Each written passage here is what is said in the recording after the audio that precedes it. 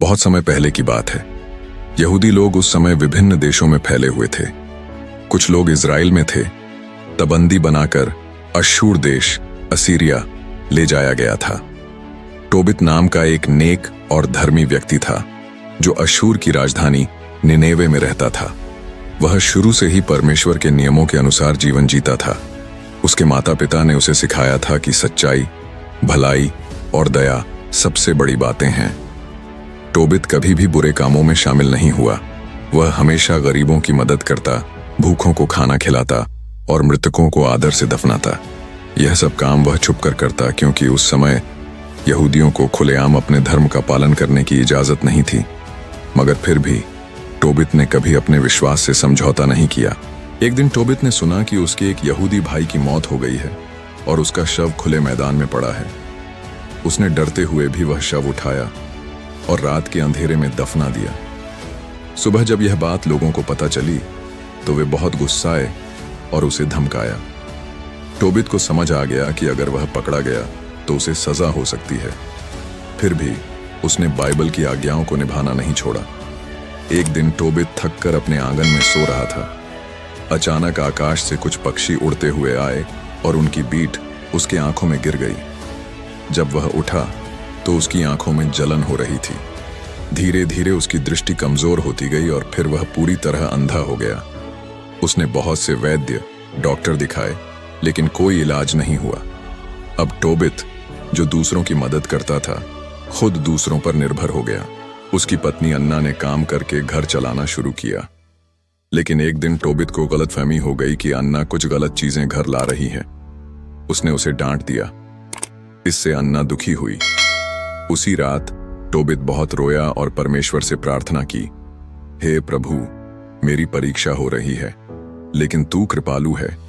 अगर मेरी जिंदगी अब बोझ बन चुकी है तो मुझे अपने पास बुला ले। मैं तुझसे मिलना चाहता हूं। इसी समय एक और शहर एक बातना में एक युवती रहती थी जिसका नाम था सारा। सारा एक भली और धार्मिक लड़की थी, लेकिन उसके साथ एक अजीब बात होती थी। जब भी उसकी शादी होती, उसकी पहली ही रात को उसका पति मर जाता। 7 बार ऐसा हो चुका था। लोगों ने उसे बदनसीब कहना शुरू कर दिया। कुछ ने तो यह भी कह दिया कि उस पर कोई दुष्ट आत्मा अस्मोदियस का साया है। सारा बहुत दुखी थी। उसने भी एक दिन परमेश्वर से प्रार्थना की, हे परमेश्वर, लोग मेरा मजाक बना रहे हैं। मेरी आत्मा टूट चुकी है। या तो मुझे तू राहत दे या फिर अपनी गोद में बुला ले। परमेश्वर ने दोनों की प्रार्थना सुनी। स्वर्ग में परमेश्वर ने अपने एक विशेष दूत राफेल को बुलाया और कहा, टोबित और सारा दोनों दुख में हैं। तू उनके पास जाकर उनकी मदद कर। राफेल एक सामान्य व्यक्ति का रूप लेकर धरती पर आया। उसी समय टोबित ने अपने बेटे टोबियास को बुलाया और कहा, बेटा, तू मेरे लिए एक यात्रा कर। मैंने बहुत साल पहले एक व्यक्ति के पास कुछ चांदी रखी थी, वह पैसा लेकर आ जा। टोबियास ने वैसा ही किया। राफेल ने बताया कि दिल और जिगर का धुआं दुष्ट आत्मा को भगाता है और पित्त से आंखों की बीमारी ठीक होती है। टोबियास को यह सुनकर आश्चर्य हुआ, मगर उसने सब कुछ सहेज कर रख लिया। जब वे एक बात ना पहुंचे तो राफेल ने टोबियास से कहा, इस घर में चलो। यहां सारा नाम की एक लड़की है जो तुम्हारे लिए उपयुक्त है। टोबियास ने पहले डरते हुए कहा, मगर उसके 7 पति मर चुके हैं। राफेल ने कहा, डरो मत। तुम जब विवाह करोगे तो सारा को कमरे में ले जाकर मछली के दिल और जिगर का धुआं जलाना। दुष्ट आत्मा भाग जाएगा। फिर टोबियास ने विश्वास के साथ वही किया।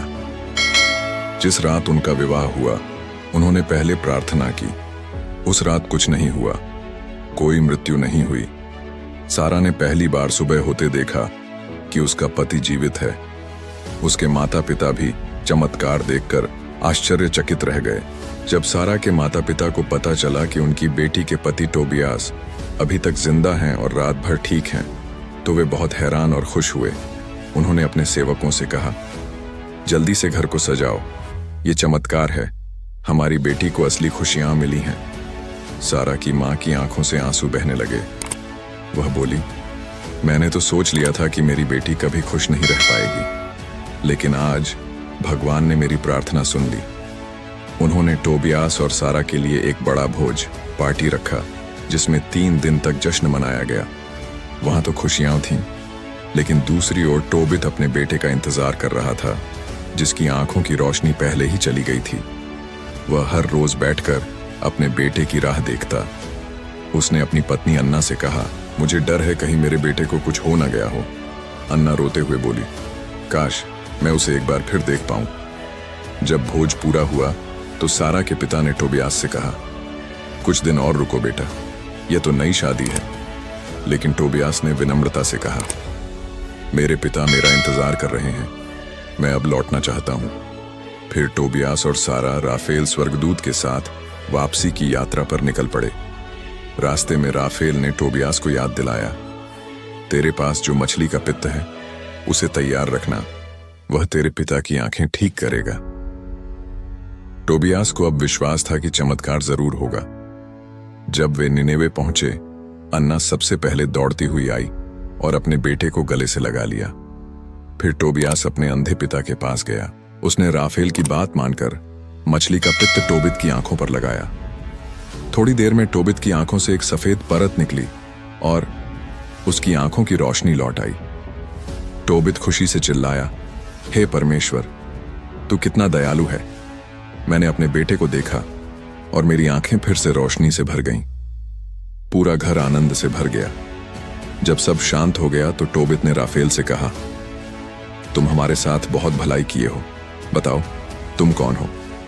तब राफेल मुस्कुराया और बोला, मैं इंसान नहीं हूं, मैं राफेल परमेश्वर का एक स्वर्गदूत हूं।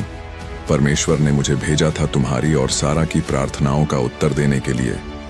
सब लोग यह सुनकर दंग रह गए और डर से गिर पड़े। लेकिन राफेल ने कहा, मत डरो, जो कुछ भी हुआ वह सब परमेश्वर की योजना थी। उसने पूरे जीवन भर दूसरों की सेवा की और अपनी कहानी सबको सुनाई कि कैसे परमेश्वर ने उसकी अंधेरी रात को फिर से रोशनी में बदल दिया। 1. विश्वास कभी व्यर्थ नहीं जाता, चाहे हालात कैसे भी हों। अगर हम सच्चे दिल से परमेश्वर में विश्वास रखें तो वह जरूर सुनता है। 2. प्रार्थना में ताकत होती है। टोबित और सारा दोनों ने हार नहीं मानी। उन्होंने परमेश्वर से मदद मांगी और चमत्कार हुआ। फिर वह एक चमकदार प्रकाश में गायब हो गया। टोबित और टोबियास ने परमेश्वर की बहुत स्तुति की। टोबित ने एक सुंदर गीत लिखा जिसमें लिखा था, परमेश्वर दयालु है, वह दुख सुनता है, वह आंसू देखता है और जब समय सही होता है तो वह चमत्कार करता है। 3. परमेश्वर के दूत हर समय हमारे साथ हो सकते हैं। कभी कभी जो लोग हमारी मदद करते हैं वो खुद ईश्वर द्वारा भेजे गए हो सकते हैं। अगर आप भी किसी अंधेरे में हैं तो याद रखिए, रोशनी लौट सकती है। परमेश्वर चुप नहीं है, वह सब कुछ सुन रहा है। टोबित की तरह बस विश्वास बनाए रखिए। टोबित अंधा हो गया था, सारा टूटी हुई थी, लेकिन परमेश्वर ने दोनों की प्रार्थना सुनी। हमारी जिंदगी में भी ऐसे ही लम्हे आते हैं जब लगता है कि अब कुछ नहीं बचा, लेकिन वही समय होता है जब परमेश्वर काम करता है। शायद चुपचाप, शायद धीरे धीरे, लेकिन पूरी तरह। इसलिए कभी हार मत मानिए। टोबित की तरह विश्वास कीजिए, सारा की तरह प्रार्थना कीजिए और यकीन रखिए, फरिश्ता आपके दरवाजे पर आ सकता है। धन्यवाद इस कहानी को सुनने के लिए। अगर ये कहानी आपके दिल को छू गई हो तो कृपया लाइक, कमेंट और शेयर जरूर करें। और ऐसे ही और प्रेरणादायक बाइबल कहानियों के लिए हमारे साथ जुड़िए।